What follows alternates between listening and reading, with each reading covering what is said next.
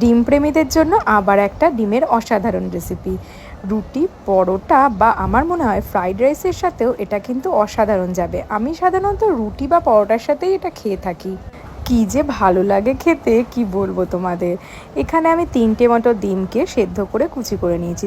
সাথে রসুন কুচি, লঙ্কা কুচি, হলুদ, নুন, জিরে গুঁড়ো, ধনে গুঁড়ো, একটু গরম মশলা গুঁড়ো, 2 চামচ মতো বেসন আর একটা ডিম দিয়ে মেখে নিতে হবে। খেয়াল রাখবে মাখাটা যেন বেশ ভালো হয়, কোনো দানা দানা যেন না থাকে। এরপরে তেল গরম করে ছোট ছোট বলের আকারে ভেজে নিতে হবে।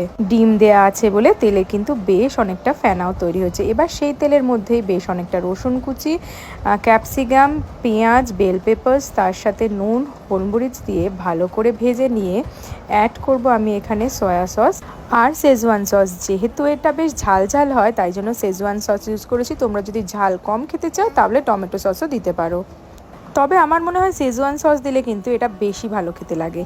নামাবার আগে একটুখানি কর্নফ্লাওয়ার জর্নে তুলে দিয়ে দিয়েছি, তাতে গ্রেভির থিকনেসটা আসবে। ব্যাস রেডি।